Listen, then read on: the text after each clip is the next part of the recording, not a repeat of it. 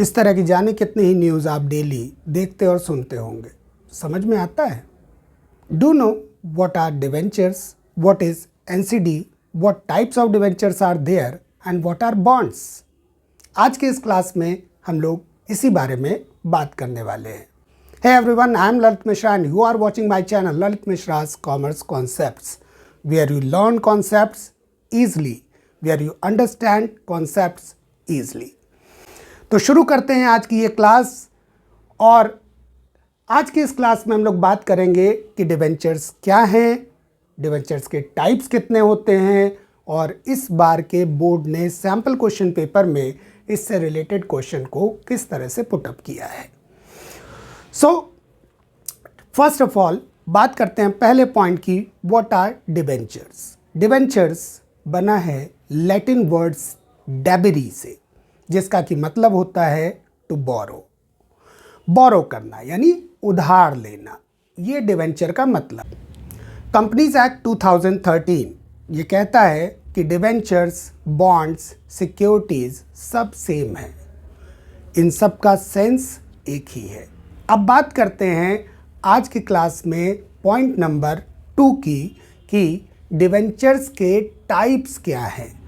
तो डिवेंचर्स को डिवाइड किया गया है 5 टाइप्स में, 5 तरह में। पहला on the basis of securities, second on the basis of tenure, third on the basis of convertibility, fourth on the basis of coupon rate and fifth on the basis of registration. एक एक करके इन सब points को हम लोग आज की class में जानेंगे। तो बात करते हैं पॉइंट नंबर 1 की, जिसमें कि सिक्योरिटीज को या डिवेंचर्स को डिवाइड किया गया है on the basis of security.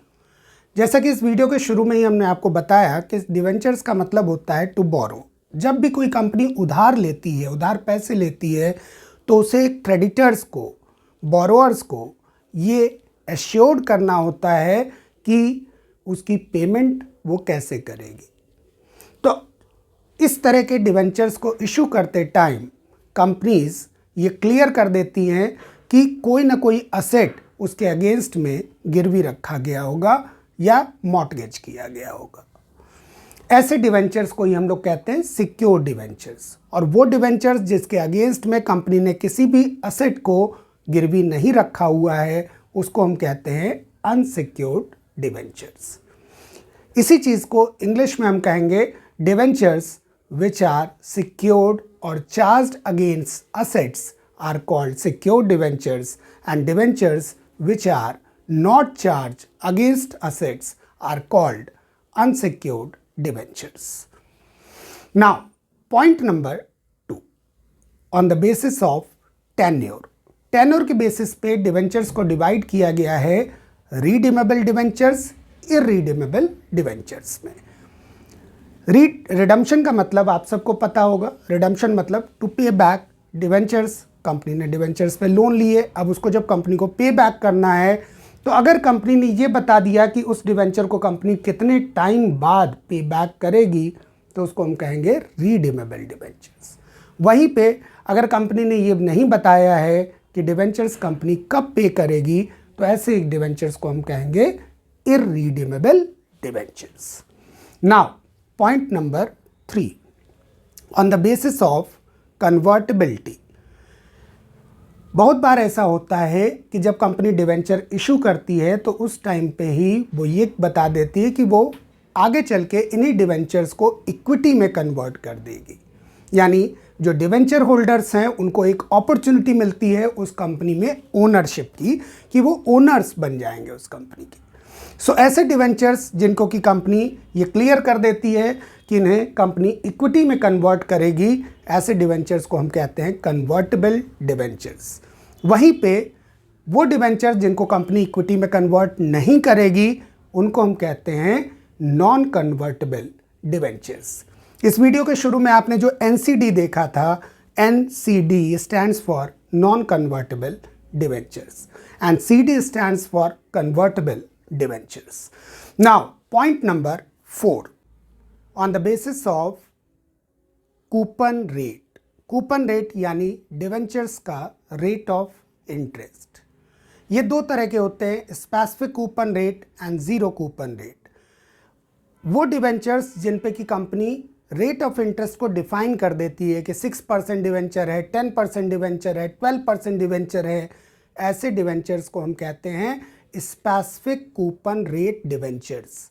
वहीं पे जिन पे कंपनीज रेट ऑफ इंटरेस्ट को डिफाइन नहीं करती है, ऐसे डिवेंचर्स को हम कहते हैं जीरो कूपन रेट। और यू कैन से कि ऐसे डिवेंचर्स पे कंपनी कोई भी इंटरेस्ट पे नहीं करती है। तो लोग खरीदेंगे क्यों? क्योंकि ऐसे डिवेंचर्स को फिर कंपनी डिस्काउंट पे इशू करती है, कम प्राइस पे इशू करती है, और वही डिवेंचर होल्डर्स के लिए प्रॉफिट होता है। Now point number 5, on the basis of registration. दो तरह के डिवेंचर्स होते हैं, registered debenture and bearer debenture.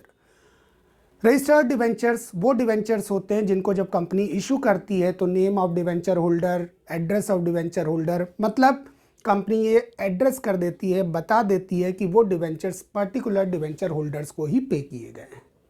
वहीं पे जो दूसरा डिवेंचर है बियरर डिवेंचर, वो डिवेंचर जिसके पास भी होगा वही उसका ओनर होगा। मान लो आपसे इस तरह का बियरर डिवेंचर कोई खो जाता है और आपके फ्रेंड को मिल जाता है, तो उस डिवेंचर पे फिर उसका क्लेम होगा। सो इसे हम कहेंगे बियरर डिवेंचर, मीन्स जो बियर करेगा, जिसके पास में वो डिवेंचर होगा वही उसका मालिक होगा। जबकि रजिस्टर्ड डिवेंचर कंपनी ऑथराइज कर देगी कि उसका मालिक कौन होगा, ओनर कौन होगा।